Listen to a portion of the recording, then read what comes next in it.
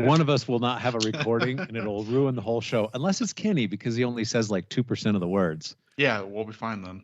We can just edit out that 2%. We And could just edit that out. Well, hold on here. Let's go through this. So we're recording an hour and a half early. We're able to do that. Steve was able to have his microphone and his audio working right at the start. We call That's that going prior well. preparation. When we clapped, there was no audio delay, so there's no latency. Joe Biden's inflation has not hit the latency.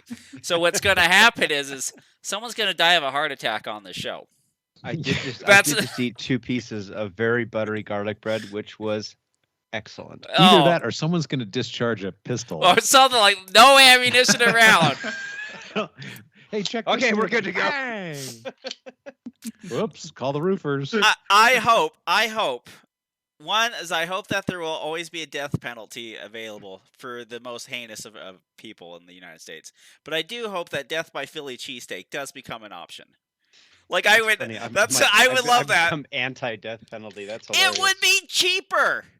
It would be cheaper than getting the narcotics or blasting the juice. It kind of would be a little funny. It would be a little funny. All right, death by Philly cheesesteak. What does this take for the 2 months prior to your death by chili cheesesteaks? No water, no sunshine. All the beer and Dr. Pepper you can hammer away just to get that caloric intake up and that heart unhealthy, and then they just start feeding you that Philly cheesesteaks. So as long as it takes. I don't know. That's not a bad way to go, man. Some people do it. Those things. Some people do it. I knew there was something wrong with you, Steven. Like 4 of them, and I would probably die. Like voluntarily, or I think there's a. Steve's just like end it now. Can you imagine the greasiest dump in the world? That's what you would have after that many Philly cheesesteaks. You would basically be like, no, you'd be so repentant about 2 days. I imagine the greasiest dump was probably when we were at Magnus and Tommy ate like 12 of those tacos, and the next morning. I mean, that just slid right on out. It was just a straight shoot. If it slid right out, it would have been that big of a problem. I will grant you this. You can either have the Philly cheesesteaks to death, or you can have the meatball marinara on garlic bread. Oh, could I have both? I think you could be able to switch it up. I think each cardiologist would basically shame it out of existence. All right, welcome to the PARAcast. I'm your host. What were you going to say, Kenneth? I was going to say just double fisting them. Just.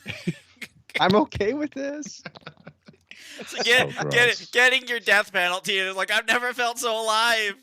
Steve's over there. He's like, my body's a machine, and I will not put such trash into it. And then all of a sudden you're like death by natty ice. He's like, me, I'm here. Got a 5-gallon bucket over his head. Ah. I mean, the plus side, he would just die by water, but. You're drowned. Joining me tonight, welcome to PARAcast. I'm Tom Nelson. Joining me tonight in the McDonald's live-action movie, he won the role of Grimace. It's Steve Koski. Grimace. You know what? The speaking part was so hard to memorize. Okay, so all he does is mumble most of the time. And what does the smell of vinegar, brass grips, and unpaid child support have in common? It's Robert Wyatt. You got to do what you got to do in life. I mean, I'm just going to put that out there. And he's systematically poisoning his competitors and cats in the neighborhood. It's Kenny Terry. Those fucking cats, man. They won't leave us alone. Or the competitors. 1.5%. It's all he needs. A little bit of antifreeze. Like, hey, Kenny, do you know where all that antifreeze went? Sorry, boss. I'm not sure where that did go. He's just walking up to everybody in the super squad. I brought Slurpees. They're all green. They're good for you. They're all the pink stuff. Drink it all down right now. Don't worry. Don't worry about the brain freeze. That's totally normal. Propylene glycol is a food ingredient. The problem is with that is that you got to pretend that you're just as poisoned as they are. When everyone's vomiting, you got to be like, "Oh, my stomach. Oh my gosh, I hurt too." And then you walk behind him and you shoot him in the back of the head. You don't want to leave no doubt there.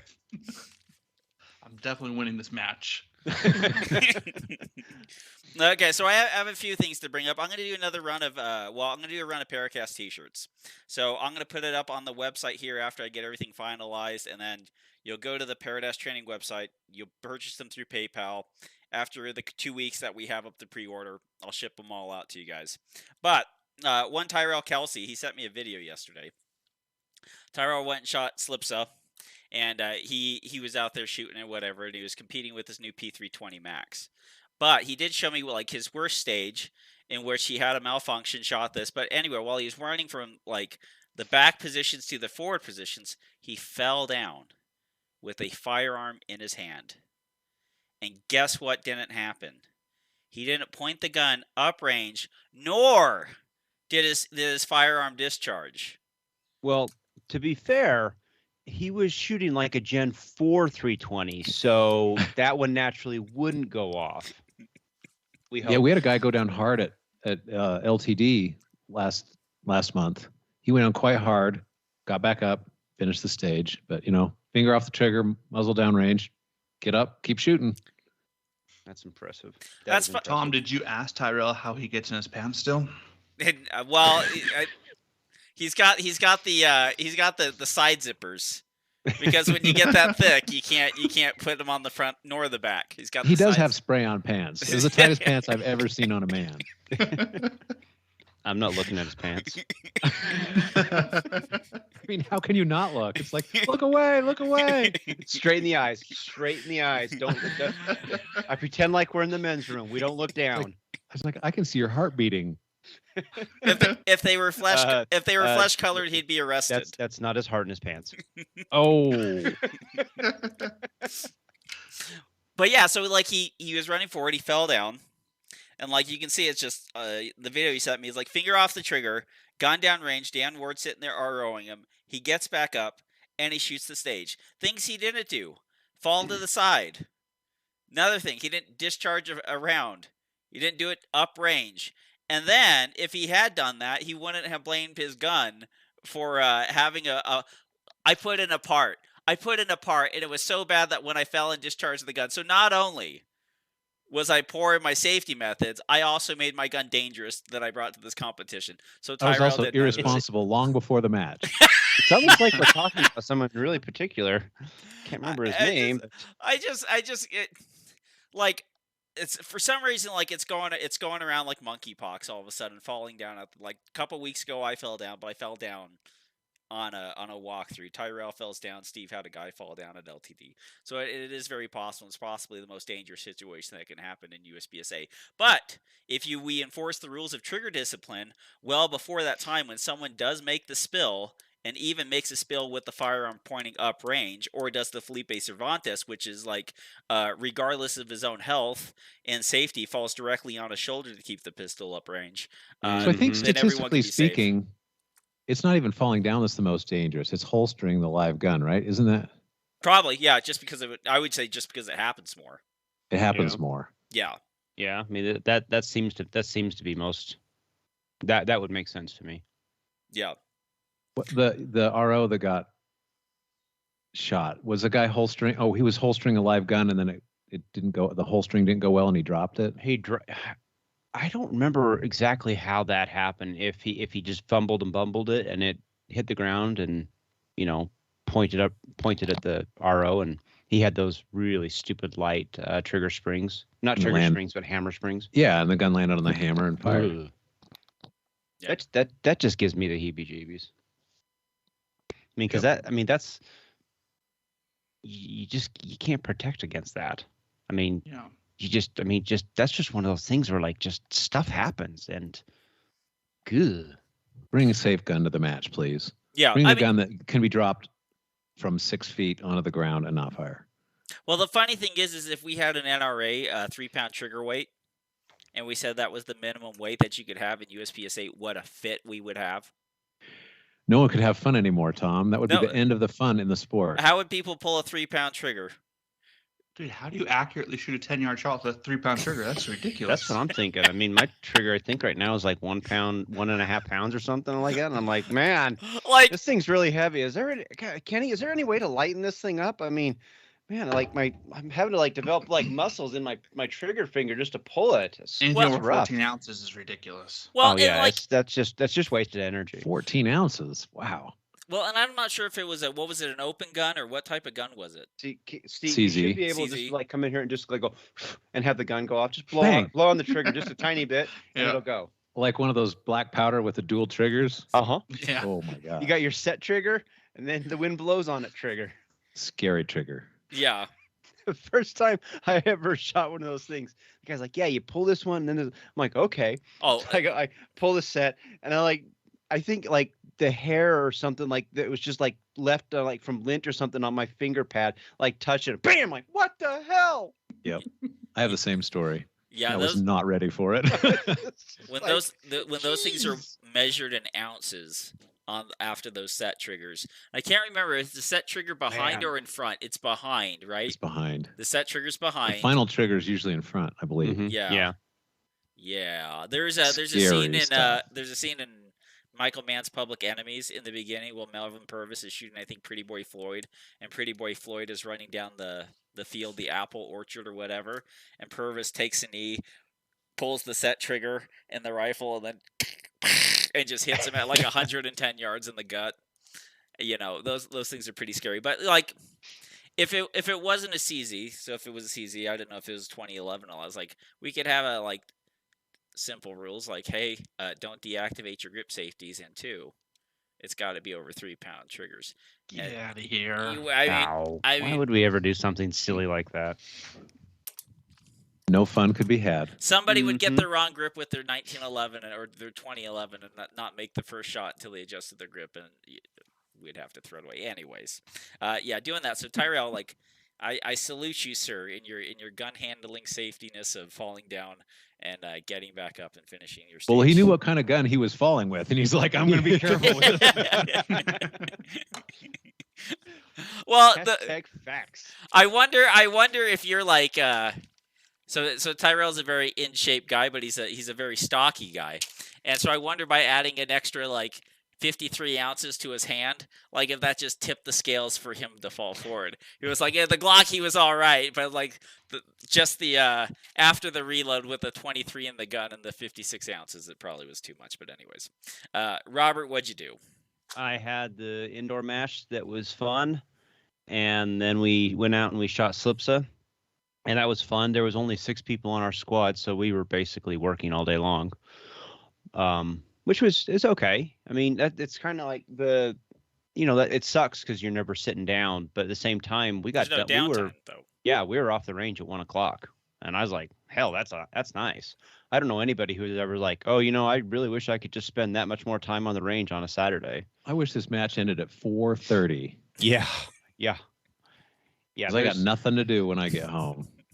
Well, that's the funny thing. There's been some of those matches where that it's gone long when people are just starting to like look at their watches and they're like, oh boy, we still got 2 stages left. Those are, I mean, what was it, Steve? Last year, Utah State. I think we finished at like 6:30 or something crazy. It was horrible. And then you have to be out there at 6 the next morning. Mm-hmm. So you're like, how fast can I eat, shower, and get to sleep? Yeah. And it was just like stuff like that. It's just like this. Those 12-hour shift days. You remember those, Kenny? Yeah. Kenny's like, that was Friday. When did those end? But you're like, good. I got enough time to go to sleep and then get up and do this again. There's a lesson to be learned here. Never volunteer. Yeah. I'm really bad at that, but in theory, never volunteer. So Robert, when are you doing the next match for Slipsa? July 30th. Yeah. Nope. Actually, I won't be in town. We talked about it. We talked about doing another black rifle match, and like Eric and I were, and it was because it's fun, but the problem with it is just setting the stages since nobody ever comes and helps. And Eric's like, well, what if we do it on basically a third Saturday? So it would have been the traditional second Slipsa match. And I was like, that might actually work because the stages all get left up. Yep. You're not really having to fix a lot or kind of just from the ground up everything. That might be a way to go. Yep. But you can't really reuse the same walls and physical setup for a rifle match. You can have it. Well, I know, but that's not really a rifle match. It's just a rifle match at pistol kind of distances, right? Well, I guess sort of, right? Because I mean, all of the stuff from the outhouse going east, you're going to be pistol stuff anyway. Oh yeah, the bays are so short. Yeah, you take your the courthouse and the gallows, and then the one farther than that. You can go and rearrange stuff around, and then throw out far steel all the way down the back, and you can give people the long distance stuff that everybody kind of comes and wants to shoot. But then when you get into the pistol bay type stuff, the things that you can do to make it a little bit more creative is force the shooting positions to be a little bit harder, run smaller targets, and you can generally kind of make people work for it a little bit more. You can put up barrels and make people hide overboard really hard challenges. shots around barrels because I mean I know it's not equitable for everybody, but you could do that. But there's certainly solutions. A lot of clubs that run rifle matches, they only have pistol bays. I mean, they don't have access to long bays, and so they've gotten really creative with some of the goofy things that they'll do. I'm gonna make a long range rifle match that literally is gonna require you to have a 20-yard zero on your rifle. Make sure your rifle's useless for anything but that. I think what we'll do is we'll have a stage gun. It'll be a 100-yard shot, and the optic will be like 6 or 7 clicks off both directions. Like walk them in. Kentucky, walk them in. And people are like, why can't we adjust this? Sucks to be you. Yeah. It's so funny when you're sitting there shooting. I remember shooting a rifle at like 200 yards up in Canada, and it was so green there because the 7 feet of snow had melted. That we were shooting at a piece of steel and the scope was off, and you could not tell the impact of anything behind it because there's no dirt or nothing like that. So it would just disappear. Gonna hit it? I don't know. I don't know what is it, up, down, left, or right. Just disappears. So that'd be great. Steve? I have done absolutely nothing with pistol shooting because Robin has been on the bent to buy a scooter, and so I've been a scooter shopping assistant for the last some time. What kind of scooter? Like a Razor scooter that for 12-year-olds, or like a motor scooter? She's like, I gotta get to the 7-Eleven fast. We've gone from small scooter to big scooter, and currently we've got some money down on a 650cc BMW. Oh, the biggest scooter you can buy. And she's never ridden a motorcycle before. But as I've told you before, Robin gets what Robin wants, and if she decides that she wants a scooter that can go 100 miles an hour, then that's what she's going to get. By gosh, it's going to happen. So she's gone on your bike before with you, right? Yep. And she doesn't want a motorcycle. She just wants to twist and go, and I agree. If I was to get another motorcycle, I would not get a standard transmission. Yeah. And so I'd get an automatic of some sort. And I'm like, so weird to me that motorcycles are automatics, that they can routinely come automatic now. They've always just been a manual transmission to me. Yeah. Just in the last 15 years, that's kind of come on. Yeah, it's not been long. So you guys are going to go on bike rides together, right? You Probably. on motorcycle, her on scooter. So technically, she's found a way to anchor you to scooter pace. She's holding you back. We're going to do the Alpine Loop.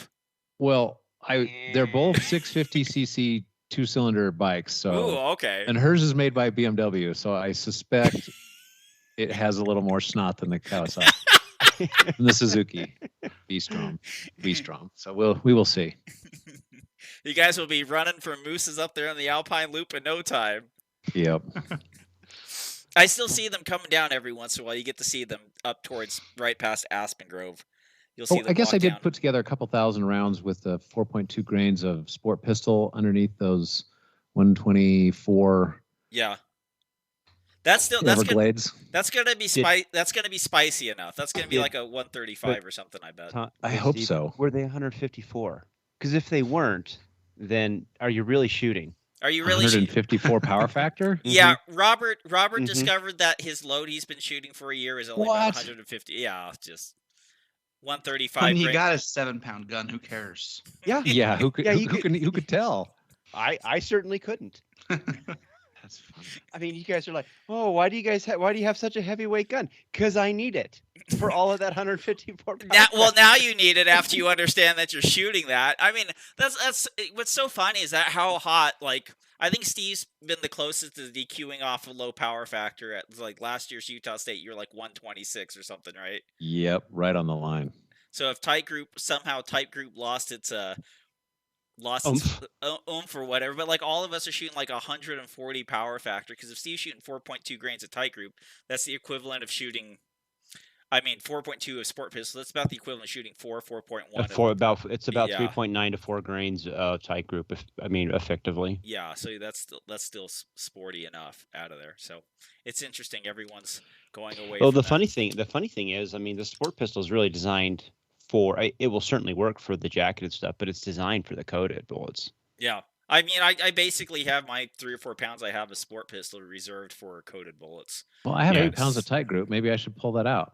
Doesn't matter functionally. If it's accurate and it makes power factor, it doesn't really matter. Gallan's shipping again, right? Who? Gallant is shipping bullets again, so maybe I should load back up. I would save the Sport Pistol because Tight Group and a plated bullet or a full metal jacket. Tom, I have about 12 pounds of Sport Pistol. Okay, well, Steve, I've got about 100 pounds of Prima V. If only we could, you know what? If only we could put a piece of Scotch tape on the back of the case, and it would all be the same. So I will. Who needs primers? What's with the Scotch tape? You put this where the primer would go. Then technically we would all be fine. We could shoot as much as we wanted. Oh, okay. Yeah. I did lower. So I actually went and lowered the grains by. I took about 2.2 grains out of the throat, and I went and shot it yesterday at the match. And it's funny because that gun just feels so different now. I mean, you wouldn't think that it would be that but noticeable difference. But I mean, like, as I'm shooting the stage, like, consciously, I'm like, this gun feels weird. Yeah, well, I think it's because if you ever shot 40 caliber and then shot 9mm, you would understand that they shot differently. Your hands would sting. Yeah. I remember shooting. Remember when you first shot that Springfield with the cut checkered grips? You're like, oh, my hands. The TRB. I was like, oh my god. They would bite into your hands so bad, and your hands would be like, oh. I remember shooting a student's Glock 22 I had a private lesson. I was teaching this guy, and I was like, okay, so like on the plates, and then so I was like, went through it, was like shooting him on like a time machine drill, and then after the end, he was like shooting my PX4 compact, and I shot his Glock 22 on those plates, and it's just like Snaposaurus Rex. That is a big difference. Like when they tell you to grip the gun when you're shooting major power factor, that's different than gripping the gun when you're shooting prod. It is a different type of gripping the gun. You have to have man hands. Hey, Kenny. Speaking of man hands and 40 caliber, Kenny. I have not shot a pistol at all this week. I did go shoot a PRS match yesterday. And if you guys hop on over to YouTube and check out the video, you'll see Kenny's raccoon forehead from wearing a hat backwards at a PRS match. Because heaven forbid you put sunscreen on there, big guy. You know what? It was supposed to be cold yesterday. Like the weather said it was like 24 degrees in the morning, and it wouldn't get like past 40 till 4 o'clock. And I was like, it's gonna be cold. It won't matter. All I took was coats with me, and then the only person that has a worse like tan line than you is Yi Min. I mean, the dude straight up looks like a raccoon. Kenny's got the stripe. You're gonna have to wear a hat for the rest of the week. I'm just gonna wear no hat. Just try to get the whole fucking head sunburned. So that's the problem is now you're always going to have an uneven tan line situation going on. Yeah, it was like 60 degrees on the second stage. I was like, well, the weather report lied to me. Yeah. Well, you can still get sunburned even in the snow. So how'd you do at the PRS match? I was shooting really well. I was in it to win it, and then the last 2 stages I totally screwed up. Oh. Yeah, I mean, I can make excuses, but it doesn't matter. Everybody can. I fucked up the last 2 stages and ended up 3rd. I should have, like I said. Wow. I was going for the win. I was shooting really well. You become a contender. He always was a contender. Well, in the PRS, he's working. He's got to pay his dues. He's working his way up. There you go. What were these stages like? What were the distances and stuff that you lost the match on, and how did you screw up? So one of them is pretty frustrating. It was a gimme target. It was a 10-inch plate at 500. So super easy shot, 5 positions, so it's 10 shots total. You really seem to mic the close targets, don't you? Yeah. Did you over transition? Did you start from nothing and then under transition the firearm and put one in the dirt? But like at that range, it would be like 27 feet off to the right.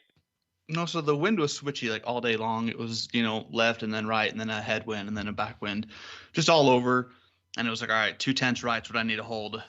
I go down, I hold 2/10. I start shooting. I'm like, what in the fuck am I missing? Like way left for? Well, after about 5 shots, I realized I'm holding 2/10 left and not 2/10 right. Oh, so I'm 5 shots down before I even realize I'm making an error. God damn it! Did you ask for an overlay? Yes. Yes. Actually, I just turned around with the loaded gun and says, do I get to reshoot now? And then, no, the last stage, I was kind of still frustrated from that stage and just rushed the stage. And it was 700 yard on a half IPSC and was kind of just rushing my wind calls. But stupid mistakes. But so what's the grain of the bullet on the 6 arc? So I'm now shooting a 6 Creed. I bought another PRS gun. Oh my gosh. Oh my goodness. So I'm shooting a 6 Creed with a 108 ELDM with 39 grains of H40 831, about 50 feet per second. So still, where did you get this gun from? Sportsman's. Ah, what kind? Savage? It's a Savage 110 Elite with an MDT ACC chassis. And it's about 22 pounds. 22 pounds? Yeah. Do you have a little wagon to move it from stage to stage? No, thank goodness you never got to walk very far stage to stage, because if you carry it more than like 30 yards, you kind of get tired. Did the U.S. Army sell you a rifle too? I mean, is that what happened? They're like, oh, so your 6 arc, what's the weight of that bullet? That was shooting on 108 as well. It was just a lot slower. So it's a 108. It's the same bullet. Yep. Just a lot slower, and then it can go into a smaller, like a short bolt action platform. And yeah. The 6 Creed is 6 Creed is a 6.5 Creed more, just neck down to 6. Just neck down to 6. Okay. Yep. So, so is that light of a bullet what's causing the wind to buck it a little bit more? So you just thought I'd just speed that process up of it getting down there to not not have the wind hit it? Yes. Or? Yeah, the wind definitely affects it more than like the 6.5s. But there's so much less recoil that kind of everybody's now gone to a light 6mm cartridge. This is you talk about because of the flinching or what? The shoulder pain, the surgeries? No, a good muzzle brake. All the guns are heavy with good muzzle brakes. Even the 6.5s don't recoil a lot, but spotting your misses, like a 6.5 Creed, even good ones, it's really hard to spot where you missed. First, the 6mm guns, like when you missed, you see exactly where the bullet impacted, so then you can make the correction. Unless you're shooting into the trees like Tom. Yeah, unless you're shooting into, they should just have a green. Here's a spray painted green target on a green backdrop, and then you can go shoot after that. Yeah. So what was I going to sit there and say? Okay, so like we don't want to eliminate anybody's gun in USPSA, but it seems like the PRS guys are completely willing to change the game in caliber. Like no matter, it's like, well, what's the new calibers? That's old. Yeah, it actually really is. Like you talk to some people and they're like changing barrels every year because there's a new cartridge out they want to shoot, and there's a lot of that chasing equipment in PRS. It's almost like people are chasing equipment in every game. Yes, for sure. It's part of the fun. What did this new gun cost you? I don't know. I'm like $3,500 into it right now. Oh, that's not much. Not counting the glass, counting the optics, or not counting the optics? No, that's not counting the optic. The optic was only $1,200. Whoa, that's not bad. Is cheaper than the gun. I thought what's the optic? It cost as much or twice as much as the gun. That's what everybody says, but I was an idiot and put all the money in the gun. It's a Vortex Viper PST Gen 2. I was hoping Kenny, you just see Kenny lay down with the expensive rifle and then flip up the irons, and it's just like, here we go. Jesus, take the wheel. He's quiggling down under the ladder sight. Would you like to bring it back in? Kenny, you are putting money aside for retirement also, right? Yes. You know, Kenny, there's a company that makes firearms for working class people like us.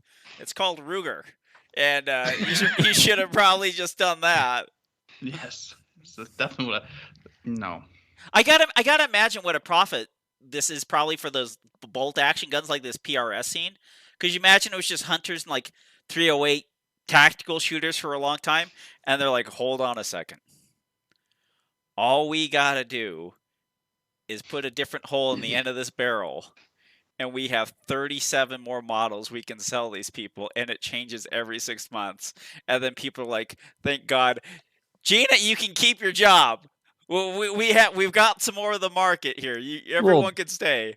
To be fair, I mean, that's what everybody thought about production. They're like, yeah, if you want to shoot production, you got to have this Glock pistol, because you're not going to win unless you're shooting a Glock pistol.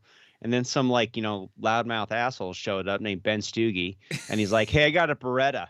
They're like, ha ha ha, you suck. And then he beat every single one of them. Well, yeah, but like what if we were doing that same thing? It was just like, you can't be competitive unless you're shooting the 9.2 millimeter. And we're like, yeah. Yeah, you don't think USPSA shooters would do it? Oh, they would do it. They would do it. I would have CZ Custom on the phone tonight. The greatest thing that ever prevented the great capacity wars in USPSA was having a minimum diameter for the bullet you had to shoot. Like if that had changed to slightly larger or smaller or whatever, there would be 32 round, 7.62 Tokarev. Well, that's a guaranteed. I mean, look at the Dillon, the 38 Dillon or some crazy whatever that weird bullet that they came out with. There's all sorts of bullets that only exist essentially because USPSA is driving it. Yeah, but we don't have 30 IPSC too, for that matter. We don't have 30 super carry in production, or it wouldn't matter because you could only get 10 in the gun, right? But if you had like 30 super carry and you had it in limited or whatever, and it's like, I can have 40 caliber, I can have 22 rounds of 40 caliber, or I can have 28 rounds of 30 super carry or something like that. Done and done. Well, I'll tell you right now, I don't remember who it is, but somebody's working on a CZ mag with the base plates that will get that you can get 24 into the magazine, so you'd have 25. Yep. I'll be beating a path to that doorway. Yeah. Yep. They're imagine if they let 9 major in limited. Ooh, that'd be cool. People do it, right? 40, even though it's hard on the gun, people shoot 9 major unlimited just for the mag capacity. Absolutely. Yep. I would. Absolutely. You'd be insane not to. Yeah. I mean, you get all the benefit of major scoring, and you get more rounds in the gun. Yeah. Sign me up now. Even though you'd accept I'm ruining a gun every 2 years, we would still do it. But that's the thing though. A gun's a gun. It doesn't matter. It's just it's a cheap piece of metal, and as soon as you break it, you buy another one. That's what I'm saying. It's all the games are that way. I don't care whatever. I'll do whatever I need to be more competitive. Yeah. A little super face every couple years, whatever. Yeah.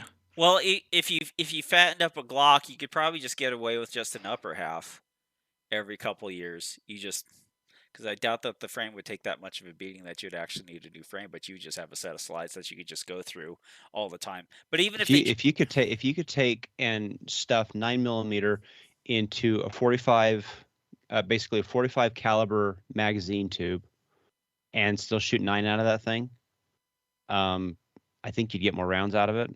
I think people would absolutely do it.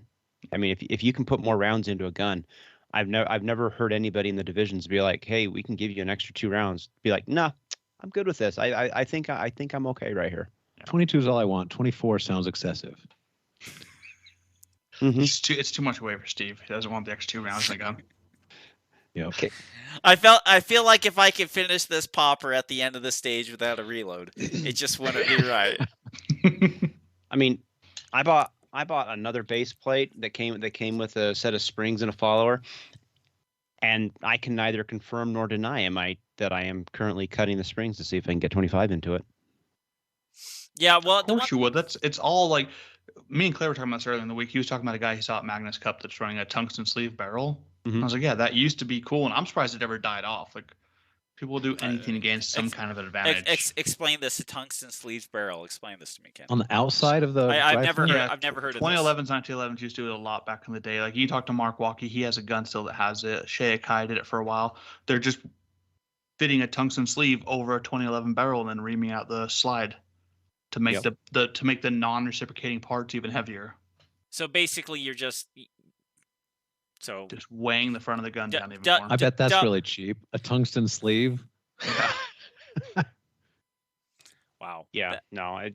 but that's the thing. I mean, Tommy and I were talking about this. I mean, you're gonna see people that will come in and they are going to try everything they can to find some kind of perceived advantage, and people will be like, well, you can't do that because that ruins the purity of the division. But at the same time, what it also does is it advances the gun industry. Yeah. And it does it in a way that would never happen any otherwise. And sometimes you'll find that, okay, well, we did this idea and it doesn't actually work for these reasons, but USPSA is still the best proving ground for new technology. It always has been, and it always will be. And people can like or dislike or whatever, but the fact remains, it is still the best proving ground for new technology. Yep. And there will always be somebody who can afford to buy new brass, shoot it once, and leave it on the ground. Like you find 38 Super on the ground, and you're like, this case has been fired once. It's a Starline brass.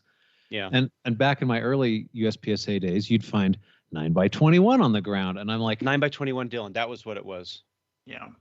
Well, and just regular 9x21, yeah. And when that was allowed in major, before 9 major was allowed, you'd find that all over the ground, and you're like, who has the kind of money to double the price of their reloads?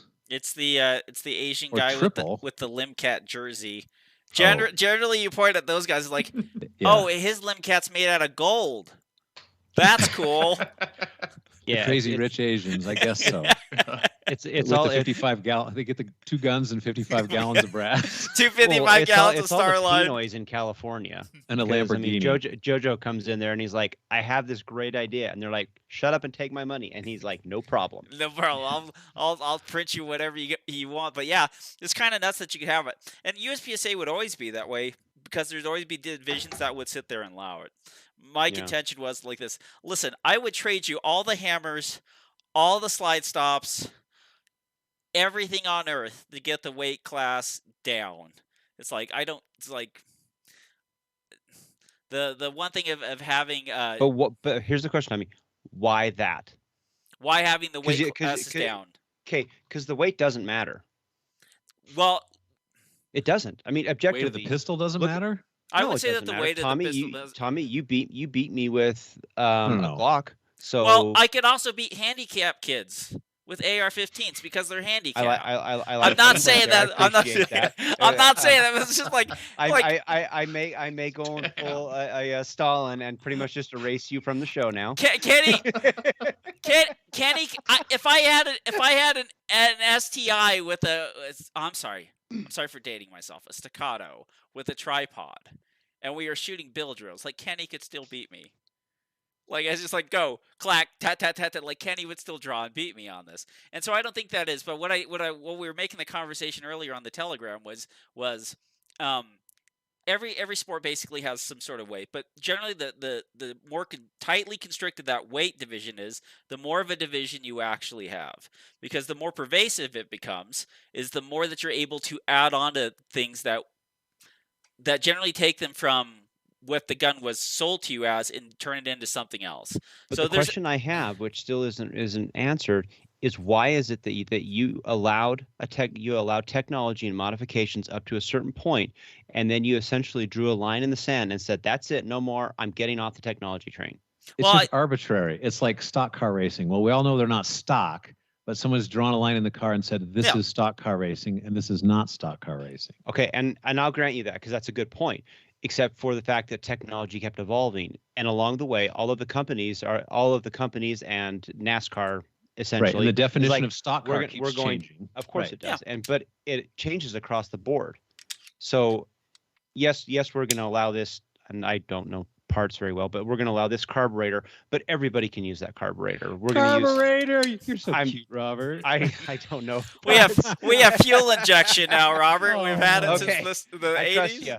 But but you know what I'm saying, though. I mean, like everybody can take advantage of it, and just because you decide to use a car, car A, and I'm using car B, that has all this stuff in here. I have no contention about having almost no weight limits in limited and open.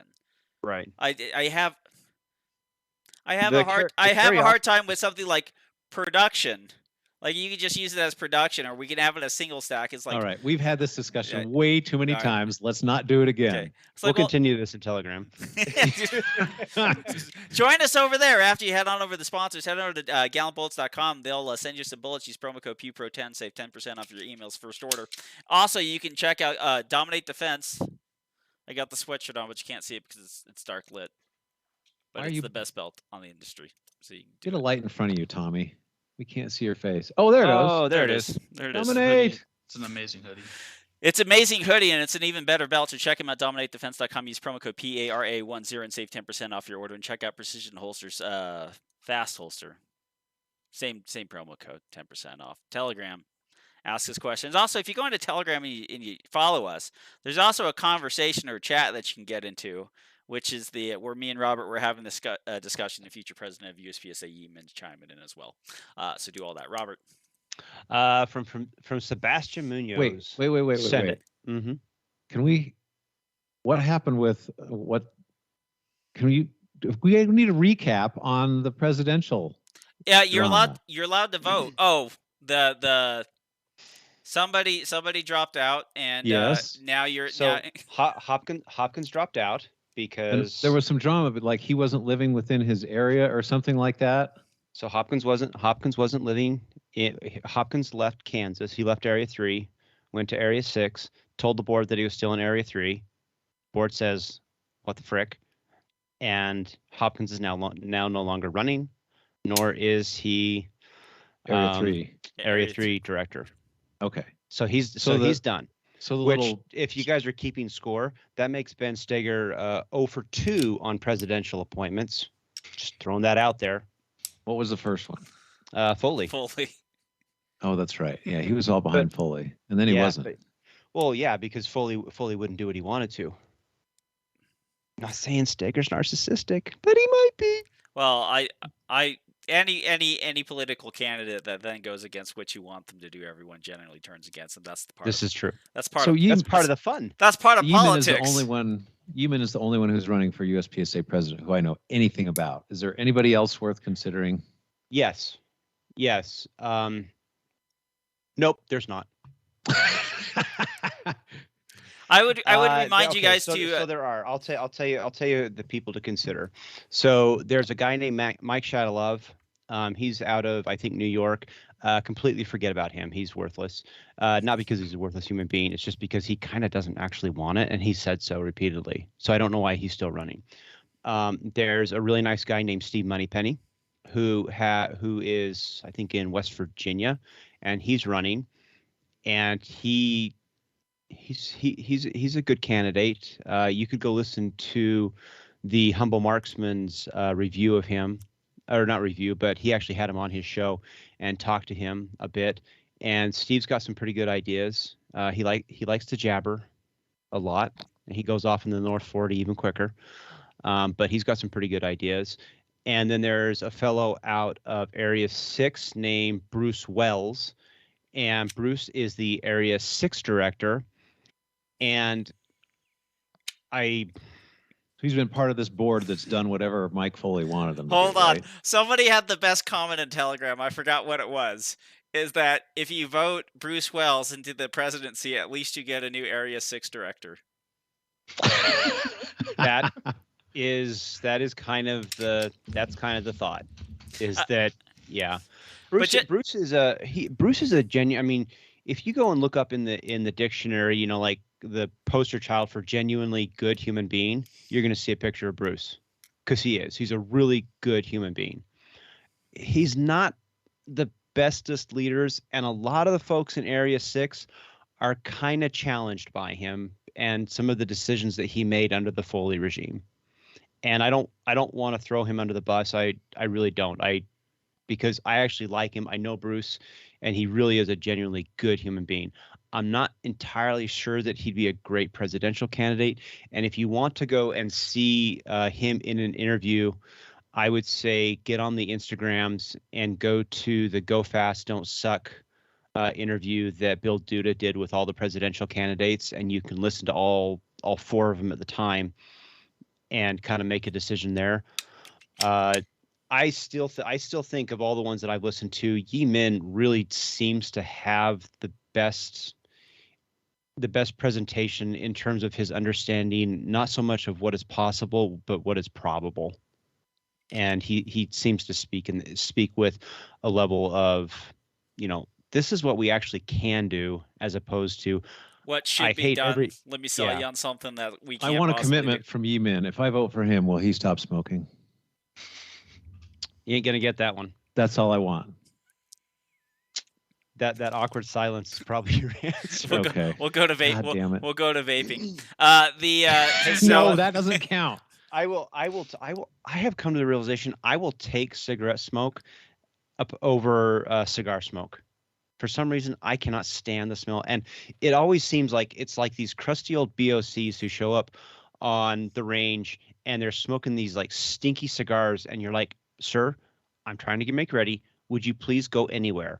Like, please get into the latrine. Get a pipe and some like cinnamon flavored tobacco or something." Is that stinky POC also telling you your stage isn't fair? You know what there's few things that, as I become more older in life, that I just enjoy. I like to see, like, if people are smoking, if people are drinking, if people are like outside having a good time, if people have their music loud and it's before like 9 o'clock, and I'm like, you know what? This is America. People get to make their choices. And the one thing that reminded me the most about this is when those prisoners scammed the California government out of COVID relief funds for small businesses, and I was just like, gosh dang it, you know what? This is still America. You can still get after it no matter what you do. I saw the other day, it's like the Senate voted to send $40 billion to the Ukraine, while in the same day they voted to reject $40 billion or something like that of aid to like restaurants and people in America. Well, I want somebody to fact check that and prove it wrong, because it just feels like something that our government would do. Well, just to remind everybody, Canada bought 88 F-35 fighters. That is a small air force. Wow. Guess how much they spent? Only $15 billion. Oh shit. Oh, India bought 80 Rafale fighters, attack fighters, to rebuild their air force, and they spent $16 billion. So $40 billion is a lot of money. Anyways, first question. From Sebastian Munoz, what are the appropriate types of socks to wear to a USPSA match? Brand, color, length. Sebastian always brings the really important questions. You guys wear socks? Yes, I wear flip-flops. Oh shit. That's what I'm doing wrong. We also, when we get out of the shower, don't leave mud footprints everywhere.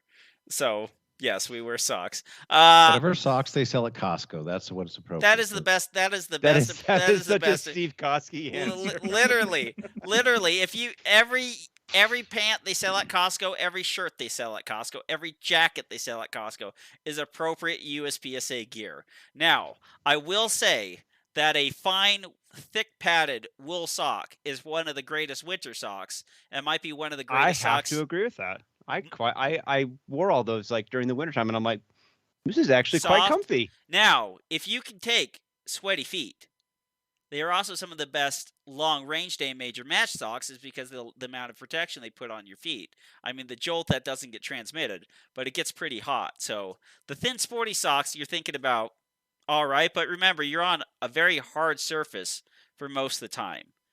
So I have a related question, and I'm serious. So I generally wear a type of a running shoe with kind of an aggressive lug on it, but the dust goes right through the top of them because they're well vented. Yeah.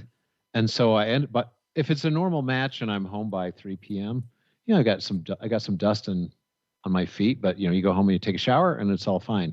But if you're doing it day after day and there are long days, you're out there till 5 or 6 p.m., it starts to grind my feet up. All the dust getting down in there starts to grind away. So how do you guys avoid? Have you ever had that, and how do you avoid it? Wash your shoes.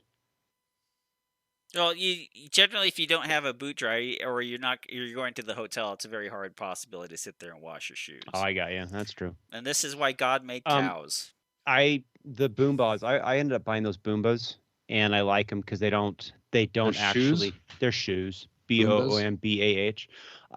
They're basically similar to the Speed Cross by Solomon, but if you they're buy not so vented, they keep the They're not dust as and shit dented. They out? keep a lot of the dust out of it, and the lugs on them last substantially longer. And you can get them for like $40 a pair if you shop the clearance section, which is what I always do. So I've got like 4 pair in my closet. They're only like $80 new. Yeah, they're really 65 and $80. So they're not. Yeah. The Solomons were quite expensive, right? The Speed they Crosses were. But I mean, they'll last you a year. My Boombas, the first pair I got lasted me 2.5 years, and honestly, I could probably still wear them for another year. I just needed a pair of grippy shoes to mow the lawn in for my hills. Do any of you have the same problem where your feet just start to feel like they're getting ground up and dusty and grindy? I would have. So what kind of shoes are you wearing? Do they have leather outers or? No, I wear Solomons with Under Armour socks. Okay. I've never had I get dirt in my shoes, but I've never had I've never hurt or anything. Okay. Tom? Well, generally, if you wear it depends. So, like, if you got to think about it as weight classes, as you should in pistols, you have like your like light athletic shoes, right? Like you would wear, Steve, and then like that next step up is that almost hiking boot, not hiking boot, but kind of low cut, but like generally like leather upper or synthetic upper that generally isn't as porous, so it doesn't let that stuff in. And so generally, if you have something that has if you think about water getting into it, like a nice delivery shoe, but may not be like waterproof, that is generally something that will help keep it out. And Gore-Tex keeps the dust out, but your feet tend to get sweatier. Yeah, so you want something that's basically If you wear a higher top, that's going to help too, because a lot of the dust that you do get actually is coming in on the sides more so than what hits on the top. Yeah, it comes right down through the top because my shoes are pretty vented. Yeah, it's just the porous level of it. So generally, if you have something that's kind of low cut and at least some sort of a leather or a polishable type upper, you're generally to get less powder dust breathe through. Because I always get the powder dust breathe through because if I get the thicker stuff, that's me. I just empty that thing out. So. Okay, never mind. Back to the question: what kind of socks do you wear, Robert? I still have been wearing those wool ones from winter because they're so damn comfortable. There you go. Wool socks year round.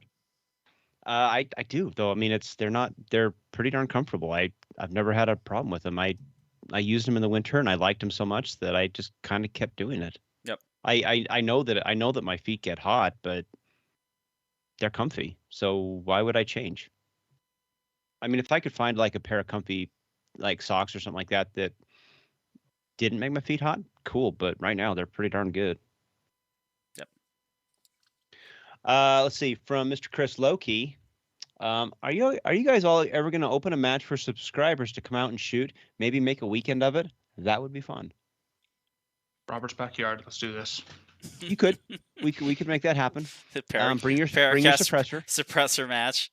Yes. No supers. Fool me once. It's Utah State. Come do it. I may have done that once. I had a 22 and I'm like, I think that's a subsonic. Crack. Ooh, quick, get back in the house.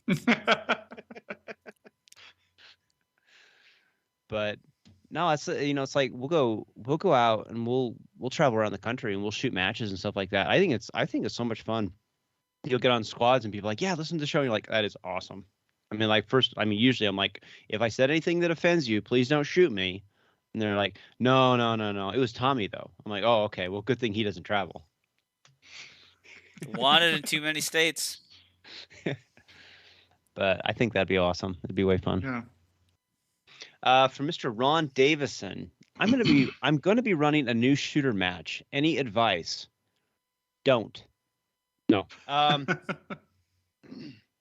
So my advice. I mean, you two guys have done 100. Well, maybe not 20 of these. Quite a few, yeah, for sure. My biggest advice to you is you need to treat that match as a classroom setting. And the reason I say that is because new shooters are going to do things that we would normally DQ somebody for. And you have to get comfortable with the idea that they're going to make mistakes, and your job is to teach them, not toss them out of a match. And if it's something like their fingers in the trigger and you can talk about it, if a person goes around and points a gun at somebody, okay, you kind of can't save that. You have to solve that. That's an issue, and we've had 2 people get DQ'd at the new shooter match. It was the same person, but we really try, and unfortunately Kenny was involved in both of them. No way. Yeah, for real. But we try really hard to treat all of our new shooters with the understanding that they are taking the biggest and most difficult step you will ever take as a person coming into the game. Because I tell this at every single match, but the single hardest thing about shooting any practical game, whether it's 3-gun, IDPA, USPSA, is showing up to your first match. Because everybody thinks they have to be, they go and they get on YouTube and they see like these people running around blazing with guns, and they think they have to be like John Wick with a gun before they can ever show up. But the reality is that some people are good, some people are not so good, and most all of us are just somewhere in between there. But if you show up, you'll find that you're going to be around people who are excited to have you there. They're going to do everything, including giving the gun on their belt and the stage plan to beat them, because they just want you to come out and have the same amount of fun that they do. But if you can teach them with that kind of a mindset, you're going to do really well. Beyond that, I would say keep it simple. The first stage they do at our indoor match is actually it's El Prez, because they're starting in a box.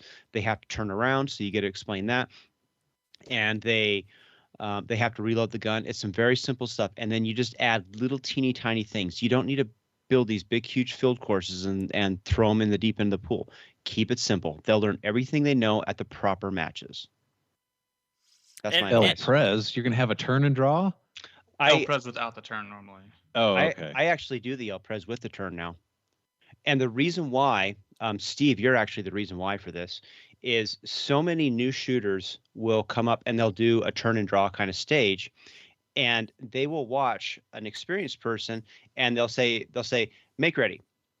And the experienced person will be facing up range, and then they'll spin and they'll draw the gun and do their little walkthrough before they load the gun for the proper stage. When Sebastian. Yeah. And so I use that as an opportunity to tell them, okay, this is what happens in this situation, but I want you to know when the person says that, make sure you're facing in range. So it's an opportunity. So much of what we do in the new shooter match, which is probably why I gab and I just ramble on forever, and Kenny's like looking at his watch half the time, is I'm trying to give them all these little bits of just information that's actually useful to them in those settings. And I'm trying to build stages that helps give them a core set of fundamentals that is just safety based, so they can kind of move through it. Yeah, you learn things as an RO, and one thing that I learned from that one is before, if someone's kind of in the general area of the start position, I just say make ready, and they would, turn around, face down range, and make ready. And now I wait until they're facing down range, and then I say make ready, because I had to toss Sebastian. That was pretty shitty for me and for him. Oh yeah, and that's the thing about being an RO that a lot of people don't get is what ROs you say doesn't make no. Well, ROs make mistakes. Well, and we become good ones by making those mistakes and then never doing them again, ideally. Well, generally too is, depending on the experience level, no matter what the category or subject is, or the relationship with the person is, your words do not always mean what they are interpreted as meaning. Yeah. For us, I tell Terry, Kenny, make ready. Kenny's all the way at the front of the stage. Kenny's going to walk back. He's going to turn around. He's going to do a couple walkthroughs. He's going to load the gun. Now, for the new shooters, he's going to walk through the stage a little bit. for the new shooters, you get one step, which is officially defined as 2 steps, or 3, depending on if they're a GM. Unloading his mags, loading the backup. But for like a new shooter, you just told them, is like, when I say make ready, that is your time. That means take out the gun and load the gun. And load the gun now. Yeah. So if you say make ready, we got to get going. Take out the gun, load the. Oh no, what have I done? Why'd you tell me? Well, you told me to load the gun, and it's like, no, I told you to make ready. And so it's generally honest. And the other thing too, it's like new shooters will scare you with everything. New shooters will come up with scenarios to do. Like, I remember just watching this one guy who was a new shooter, and he's shooting, and then he speed holsters his gun and runs to the next position, takes it out, shoots it again, speed holsters his gun, runs to the last position, takes it out. And I'm sitting there trying to think, and thank God I wasn't ROing at the time, and I'm just like, I don't think there's a rule against that. Nope, you can holster while during the course of fire. You just have to do it per the division requirements. Yeah, and so it's just like, but is that the scariest thing that could possibly happen? It's like dropping a gun, somebody falling with a gun, somebody speed holstering as many times as they can get away with in a stage. Speed holstering is probably the most dangerous of those. Yeah. Well, the one thing about speed holstering is it's generally not dangerous for anyone else except for the guy who's holstering the gun. True enough. Falling down, dropping a gun. Everyone hit the deck. Yeah. Dropping the gun and falling down is like devil spin the bottle. Kenny, what do you say? I mean, you've done most of these matches with me. Yeah, so I think without Robert it wouldn't run worth a shit, because Robert's really good at making people feel easy and making a comfortable situation, which I think is super important for new shooters, because they're already going to be stressed, they're high strung, they're worried about everything, and Robert covers everything very in depth. He covers the safety rules, but he also covers them fun wise and makes himself vulnerable to make everybody else feel that they're comfortable and that it's not so strict. So I think it's important to make sure that everybody's comfortable and not stressed out about it, because that's the last thing you want. Your first match is feel that you're under scrutiny the entire time. Speaking about people, I told Robin, well, ask the guy about this BMW scooter. I was like, has it been dropped? Does it have body damage on it? And he's like, yeah, both sides. It's been touched up. And I said, see, Robin, you're going to drop this scooter too. And we'll just we'll put the paint over the same places where it hits the ground. Like, it's going to happen. Yeah. Anybody that rides either has dropped a bike or is going to drop a bike. Yes, there's no doubt about that. Yeah, it's like getting DQ'd. There's those that have and those that will. Yeah. Let's see. From Nate Osborne. Hypothetical. You are building a new practical shooting sport. What is one thing from USPSA or IDPA that you absolutely would use? And what is something that you absolutely would not? Asked another way, what is something especially good about one of the current shooting sports, and what is something that makes it worse? So one big difference is IDPA's, you get one trigger warning and then you're DQ'd. That's a great improvement on USPSA's rule where there's no warning, no forgiveness. You're just immediately disqualified. Mm-hmm. And so people don't end up doing it, don't end up calling it. That's one thing that you would definitely adopt IDPA's improved way. IDPA has kind of seen the light and gone to a fault line based shooting positions instead of the cover, which was always subjective and kind of hard to enforce. So definitely USPSA got that right. These are just differences that come to mind. I'm not necessarily sure these are the most important things. What about like time plus versus hit factor scoring? I think they both work fine. I don't really have a problem with either one. No, I don't have a problem with either one. The only difference between hit factor scoring and time plus is that you have to be a lot smarter to figure out hit factor scoring to see how far you are behind. Time plus is like, shit, I'm 7 seconds behind. Hit factor is like, well, he won that one. I think I got him on this one. And I think I got him pretty good on this one, but he got me pretty good. Like, it's just up in the air. Kenny, it's second nature. I still don't get it.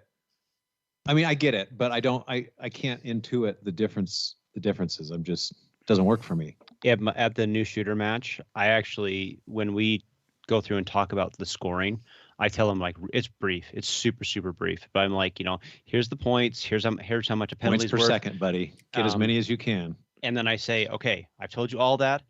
Now ignore all of it. It means nothing. You can play this game for a long time and never, ever worry about it. I shot USPSA for 2 years before I finally started figuring it out in my head. But for right now, all I want you to do is this is like Monopoly. Go around the board 3 or 4 times before you actually try and figure some of this stuff out. Figure out the fundamentals, then hit factor is really, really cool. There's a lot of power behind it, but it's hard for a new shooter to really wrap their head around it. So that could go either way. What are the other things? Well, they both have. I guess it really depends on what your purpose is that you're trying to get out of the sport. Like the very fun thing is, like, are you trying to put pistol shooting to the utmost farthest it could be, or are you trying to build like a defense oriented or like a proper gun handling that's supposed to augment societies lawful use of firearms. And I think that's one of the bigger differences that you might sit there and have between IDPA and USPSA, is that IDPA took that of like, we want to have a defensive-minded, safe handling of firearms that works on a bunch of different skills that are close to those firearms. Right. And so then you have like the weight limits, then you have like 10-round magazines and stuff like that. Like Robert did with his rifle match. I think having lower or limited magazine capacity doesn't hurt anybody. And it almost makes the gun handling better throughout, even if that's with rifles or with handguns, and going on for that. And then you run into less type. Can USPSA mandate downloaded starts? No. Okay, so that's I'm with you there, Tom. I think allowing that is a big benefit. I think one of the things that IDPA has that I think is especially fun is it's double-edged, but I love that you can actually say you must do this from here. And the reason why I like that is like IDPA, where it just excels, is like that Parma match. The entire car themed match. You're driving down the 100-yard bay in the little golf cart and stuff like that. Things that they can kind of force you to do. Yeah, you must put the baby into this basket. Yeah, well, USPSA can do that, but it's a lot more complicated. The stage designer really has to be on point. And the problem is sometimes it feels like it gets gimmicky is probably the word that I'm looking for. But I always appreciated that about IDPA. I really loved how they themed everything out, and they could make you do just silly, because we still talk about that stuff. Well, I wholeheartedly agree. The one thing that's great about how the way the Corsa fires are designed in IDPA is that they're infinitely scalable, and that you can literally tell the competitor to go from A to B to C, or you can tell them to engage all the targets from in between position A to position C, no matter how they see fit. So depending on your availability of walls, barrels, and all that other stuff, you can scale the stages to actually what you have.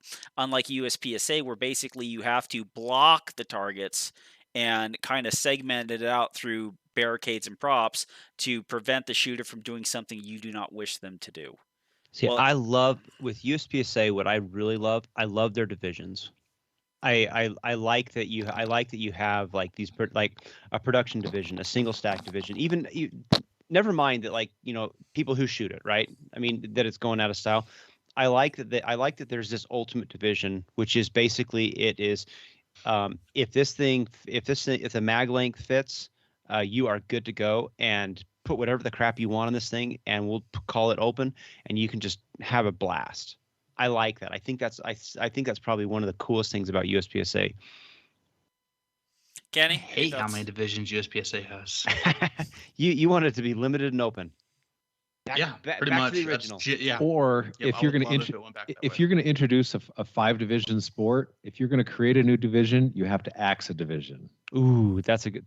We should do that with, like, our Congress should do that with any law, any new law. You have to get rid of a law. Right. In fact, you have to get rid of 10 laws. If you have a new program, you got to kill an old program. You want to, Yeah, we're going to net zero this thing. I'm listening to Thomas Sowell's Basic Economics. He talks about child labor laws in the portion of the book that I'm listening to. Anyway, he's going off as like there's labor laws that literally have no reason for being in there for children, because children are not working in heavy machinery shops now, so we do not have to, regulate their clothes or how much light or whatever there is for them working around machinery. We've all decided the children are working in the shops and with the heavy machinery. We just export that to China.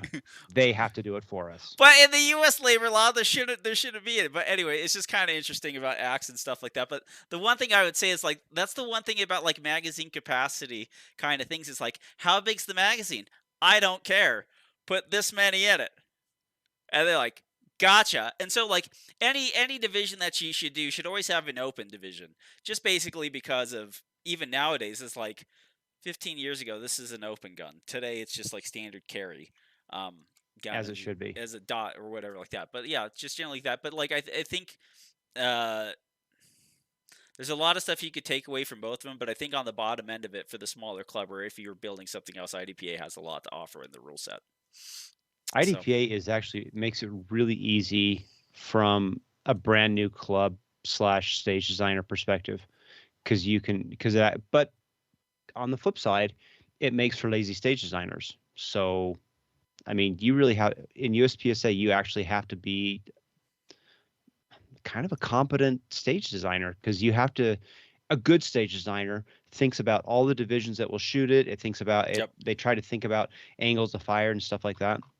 The one thing that IDPA has that really sucks is they have a page and a half worth of rules. It says you can't require more than X rounds in the open, and you can't have headshots further than this distance. You can't have more than this many this and this many that and this many that.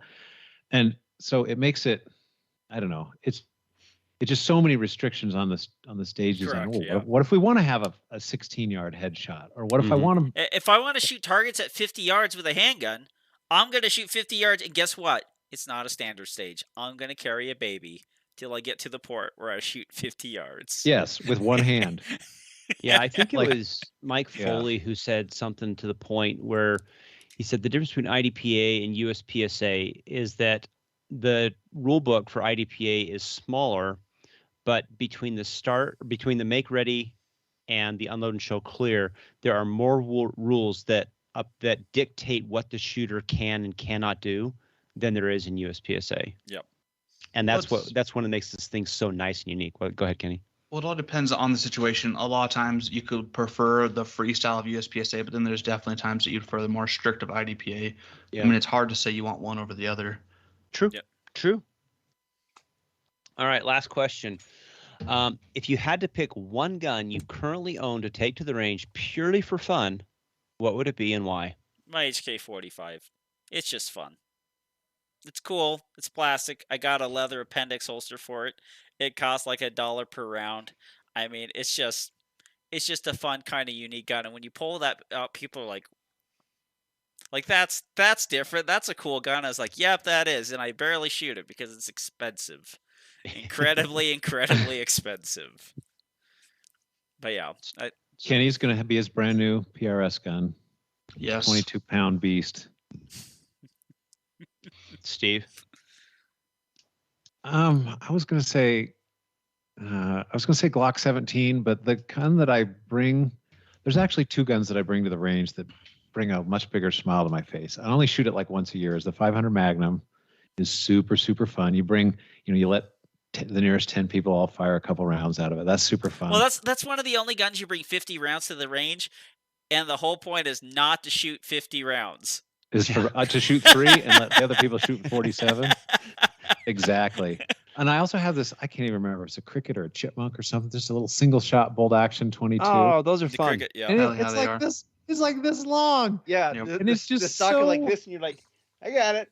And it's got the little aperture sight. And I don't think I've ever adjusted the sight, but it always hits whatever steel target I'm aiming at it with. It's just such a pleasant little stupid gun to shoot. Fun. That's awesome. I have my 45 PCC. I think it's just a giggle worthy gun, because now that I got with the brake that I have on there, you can shoot it stupid fast. You can drive spinners over like it's no tomorrow. They're just really, really fun to shoot. I wonder if anyone would ever make a 500 Smith & Wesson Magnum lever action, or if anyone ever has, because you could, right? I don't see any reason why you couldn't.